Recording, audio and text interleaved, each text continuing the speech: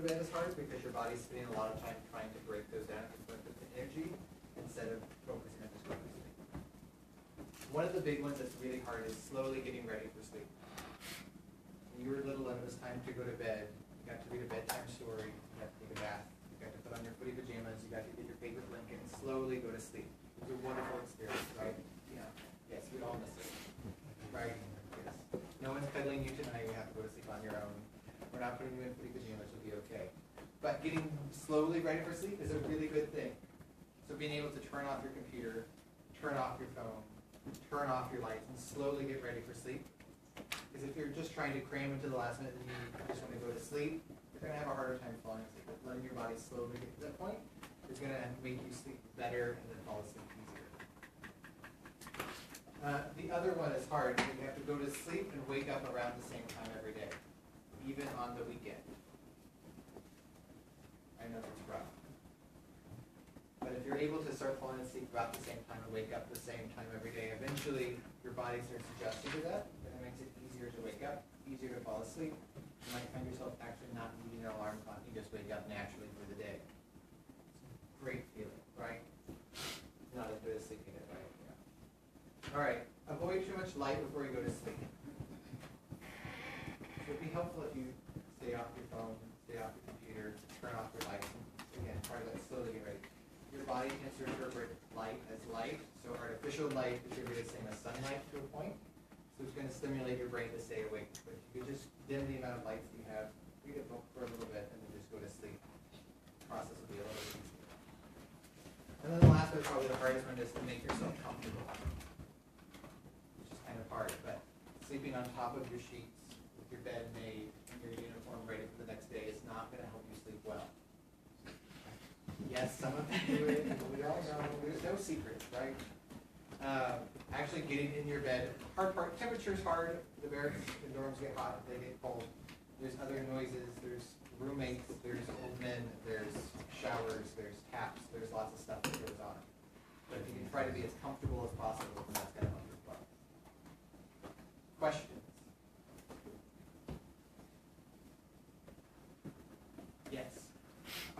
Yes?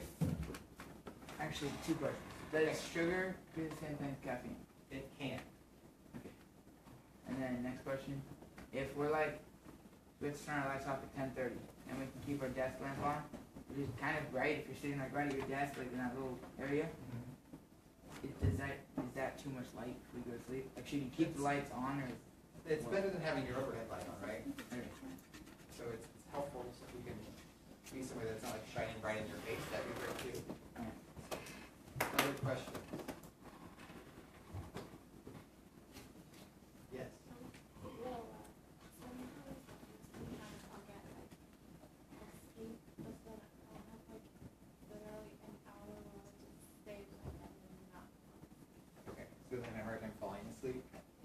Okay, that's where getting ready for bed kind of slowly and slowly working up to that point is helpful.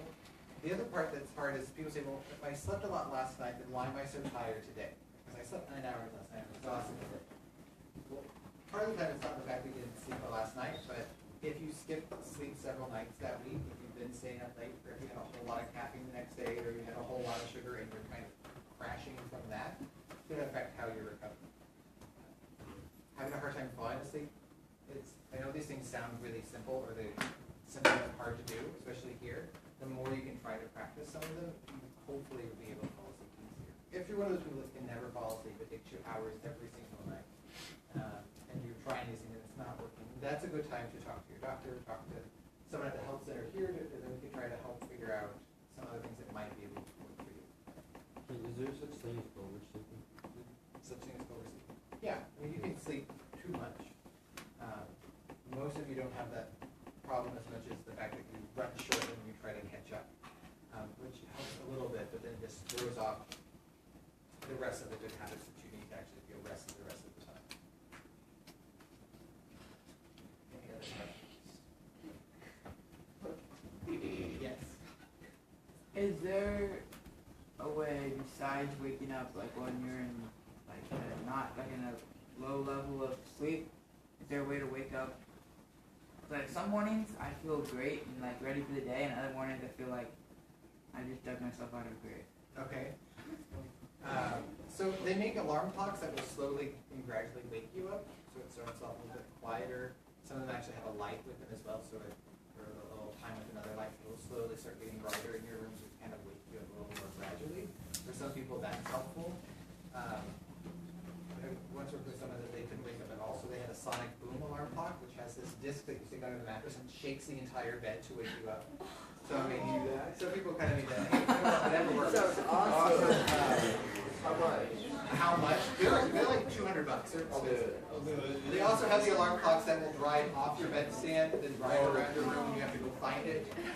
My favorite is the one that becomes a helicopter and then shatters into pieces, and you have to go find like the 3 or 4 pieces to put them together. I'm going to do this. And you'll get up. I would actually turn it off and go back to sleep. Any other questions?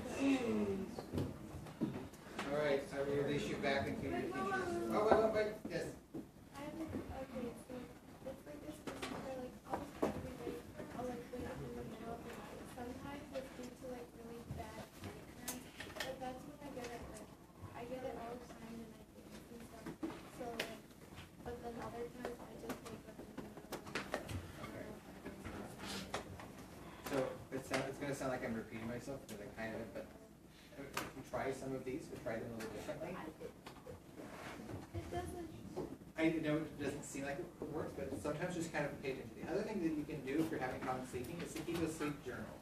Write down when you wake up in the morning, what time do you think you fell asleep, what time did you wake up, and how did things go. And then sometimes you're going to start seeing a pattern of when you're sleeping, when you're not sleeping, other things that might be affecting. Yes? So you told us what to do to help improve our sleep. What are the teachers doing to help improve our sleep? They're going to add an extra like hour of homework every night just to see if that works. Yeah. So what are teachers doing? Teachers are being really mindful of the amount of homework they're assigning, what kind of homework they're assigning. This is part of a conversation we have that we keep having. The other conversation we keep having is the fact that there's lots of things that want your time. There's lots of clubs, athletics, academics, all sorts of things that want your time. How do we as adults help schedule that so that way we're not stealing more time to help you guys? The other thing that is helpful for you guys is to learn to say no to things. Someone invites you, not like do your homework, like no, don't do that. Bad. Take your test. No, don't say no to those things.